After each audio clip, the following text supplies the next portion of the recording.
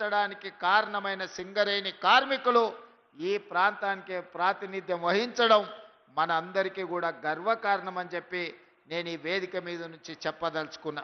మిత్రులారా, ఈనాడు మీకు అందరికీ తెలుసు, భూపాలపల్లి అనేది ఒక చిన్న కుగ్రామంగా 500-600 జనాభాతో మొదలయ్యి ఆనాడు అన్న పెద్దలు నందమూరి తారక రామారావు గారు మొట్టమొదట ఈ భూపాలపల్లిని మండల కేంద్రంగా మార్చి మొట్టమొదటి పునాది రాయి ఈ ప్రాంతంలో సింగరేణి బొగ్గు ఉత్పత్తికి ఆనాడు పెద్దలు ఎన్టీ రామారావు గారు ఇక్కడ పునాది వేయడం జరిగింది.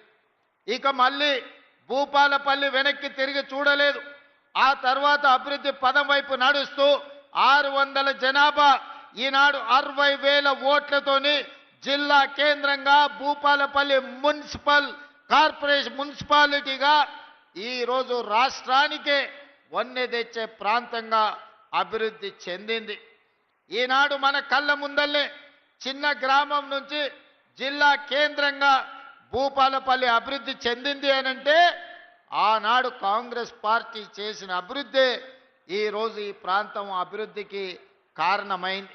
అయితే మిత్రులారా, నిన్న మన కొంతమంది ప్రకటనలు చేస్తున్నారు. నేను నిశ్చితంగా గమనిస్తున్నా. మేము భూపాలపల్లి జిల్లా ఇస్తే కాంగ్రెస్ పార్టీ జిల్లాను రద్దు చేస్తుందని ఒక తప్పుడు విషపు ప్రచారం చేస్తున్నారు. ఈ వేదిక మీద నుంచి మీడియా మిత్రులకు 4 కోట్ల తెలంగాణ ప్రజలకు నేను స్పష్టంగా చెప్పదలుచుకున్నా, ఏ జిల్లాలను తొలగించడం కానీ కొత్త జిల్లాలను ఇచ్చే ఆలోచన కానీ ప్రభుత్వ పరిధిలో పరిశీలనలు లేదు. ఎన్నడైనా జిల్లాలను పునర్వ్యవస్థీకరించాలి, లేకపోతే రేషనలైజ్ చెయ్యాలి అనంటే బహిరంగంగా ప్రజలకు చెప్పి శాసనసభలో చర్చ చేసి ప్రతిపక్షాల సూచనలు తీసుకున్న తర్వాతనే జిల్లాల గురించి ఆలోచన చేస్తాం. ఎవరు ఎన్ని కుట్రలు చేసినా, ఎన్ని అపోహలు సృష్టించాలని ప్రయత్నం చేసినా భూపాలపల్లి ప్రాంతం చైతన్యవంతమైన ప్రాంతం. ఎవరు ఏ కుట్రలు కుతంత్రాలతోని ఈరోజు తప్పుడు ప్రచారం చేస్తుండ్రో పసిగట్టగలిగిన శక్తి ఈ ప్రాంత ప్రజలకు ఉన్నది. భూపాలపల్లి జిల్లా ఎక్కడికి పోదు, జిల్లా కొనసాగుతుంది. అభివృద్ధి పదం వైపు నడిపించే బాధ్యత మన ప్రభుత్వం తీసుకుంటుంది. కొంతమంది చిల్లర మల్లర ప్రచారాలు చేస్తారు. తాత్కాలికమైన రాజకీయ లబ్ధి కోసం వాళ్లకు తప్పుడు ప్రచారం చేయడం, ఈ ప్రాంతం మీద విషం చిమ్మడం తప్ప వాళ్ళు చేయగలిగిన ప్రయత్నం ఏదీ లేదు.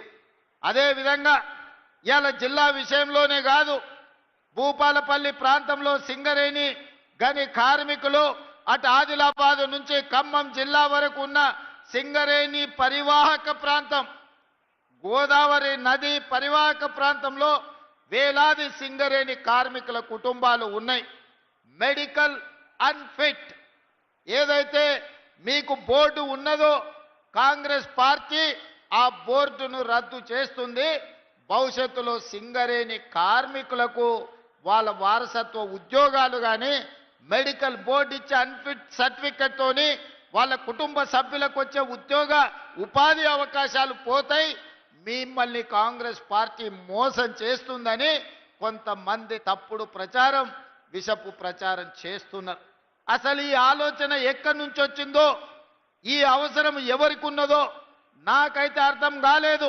అందుకే మిత్రులు జనక్ ప్రసాద్ గారికి, పెద్దలు దుద్దిల్ల శ్రీధర్ బాబు గారికి నేను విజ్ఞప్తి చేస్తున్నా, ఎవరైనా ఇట్లాంటి తప్పుడు ప్రచారాలు చేసి మెడికల్ బోర్డు విషయంలో విషము చిమ్ముతే వాళ్ళను అందరినీ మోకాళ్ళ మీద కూర్చోబెట్టి 4 ఈపుల మీదంగా దెబ్బలేయండి.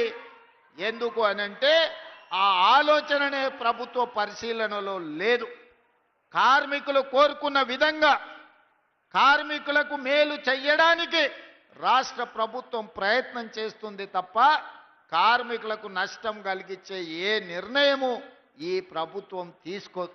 ఇవాళ ప్రజా ప్రభుత్వం అధికారంలోకి వచ్చిందంటే సింగరేణి బొగ్గు గని కార్మికులు నిండు మనసుతో పనిచేయడమే కాదు, మీరు గుండెల నిండా ఊపిరి పీల్చుకొని భుజాల మీద కాంగ్రెస్ పార్టీ జెండాను మోసిండ్రు కాబట్టి ఈరోజు ప్రజా ప్రభుత్వం అధికారంలో ఉన్నది.